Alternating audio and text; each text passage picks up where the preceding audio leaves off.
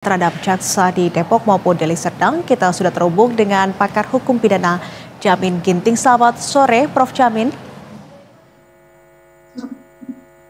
Selamat sore, Mbak Nisrina. Suara saya kedengaran? Aman, Prof. Prof. Jamin, kita tahu bahwa kasus ini menyita perhatian publik karena ini menyangkut kekerasan atau penyerangan terhadap jaksa begitu. Lantas dari sudut pandang hukum pidana, bagaimana Anda melihat kasus ini secara keseluruhan, Prof?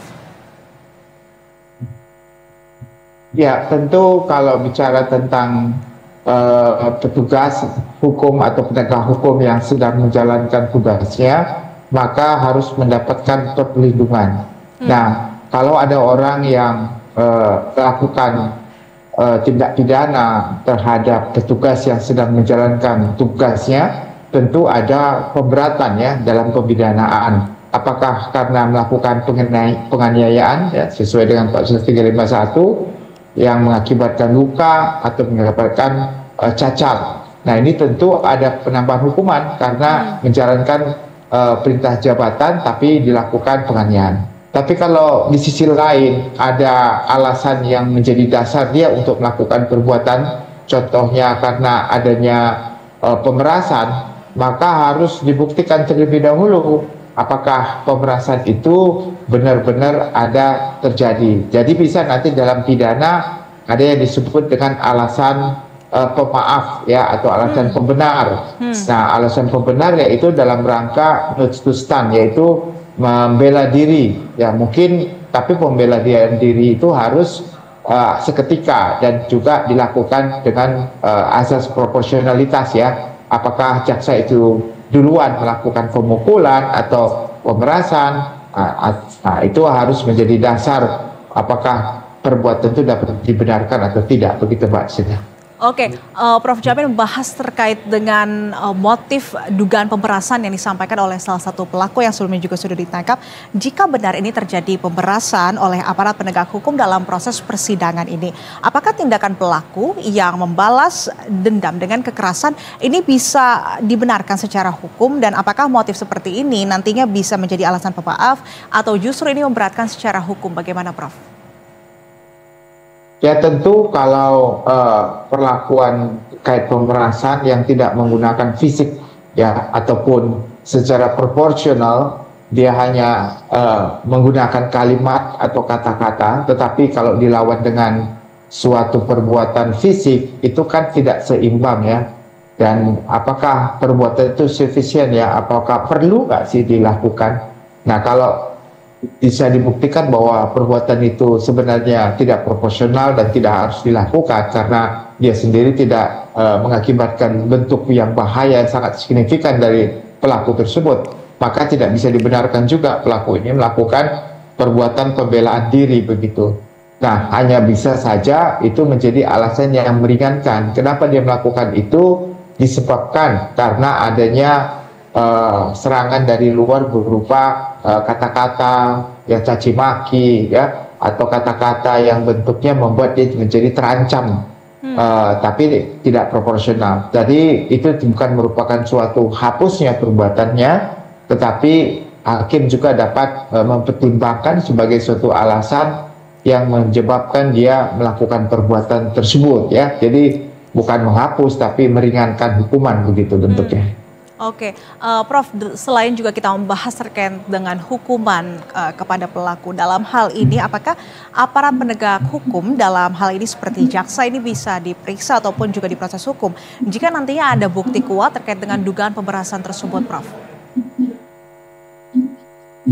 Ya, tentu kalau aparat penegak hukum yang melakukan pemerasan itu sudah diatur sedemikian rupa dalam KUHP juga ya, terkait dengan pemerasan yang dilakukan oleh penegak hukum itu ada sanksi pidananya begitu ya.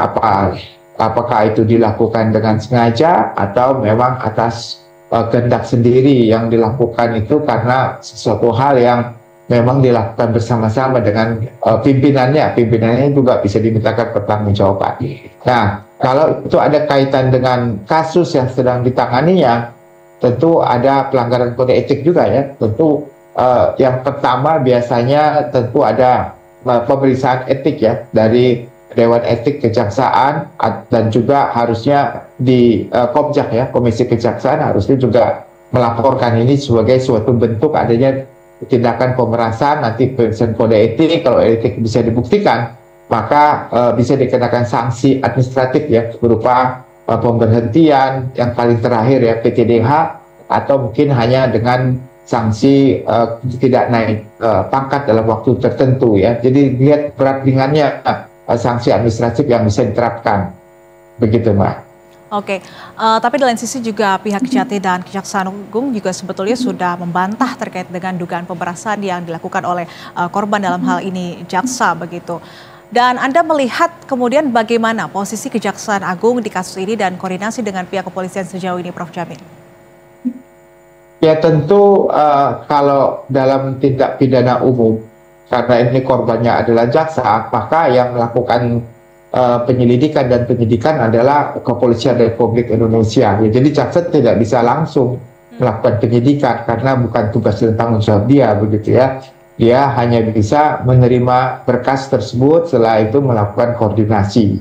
Nah, tentu saya sih berharap agar lebih subjektif, agar lebih objektif ya, agar lebih objektif, walaupun artinya korbannya adalah jaksa, tapi kalau itu karena ada penyebab jaksa sendiri yang arogan atau jaksa sendiri yang ada pemerasan dapat bisa dibuktikan, harusnya kejaksaan ataupun penyelidikan oleh Polri lebih terbuka sehingga masyarakat bisa didengar apakah orang ini benar-benar mempunyai korban ini ya, terlepas kita menghargai atau merasa iba terhadap korban, tapi kalau korban ini bagian dari penyebab suatu akibat perbuatan, maka harus diberikan juga ada sanksi dan suatu penyelidikan yang sifatnya transparan gitu.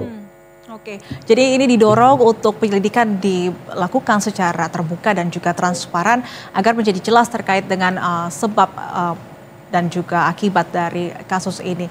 Dan mengingat kasus ini kan menyebabkan penegak hukum yang menjadi korban begitu diserang oleh salah satu terdakwa dalam kasus penyalahgunaan senjata api legal. Lantas Anda melihat apakah dalam kasus ini sudah seharusnya jaksa mendapat perlindungan khusus atau seperti apa, Prof. Jamin?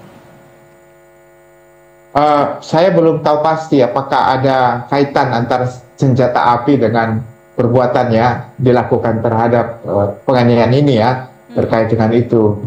Nah, tapi juga kalaupun ada senjata api, sekali lagi itu menjadi tanggung jawab penyidik ya, bukan kejaksaan untuk melakukan penyelidikan karena bukan bidang.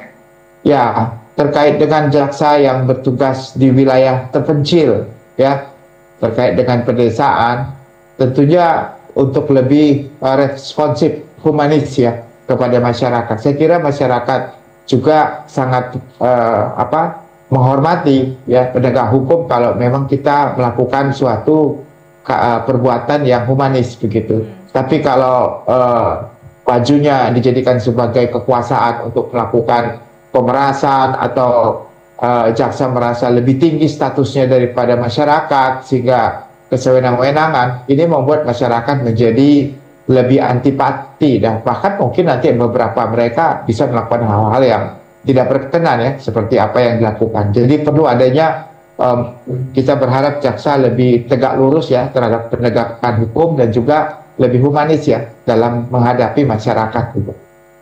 Baik, terima kasih Kapus Penkum atau maksud kami pakar hukum pidana Jamin Ginting sudah bergabung bersama kami di Berita Satu. Terima kasih atas pandangannya, Prof. Selamat sore dan terima kasih, selamat sore.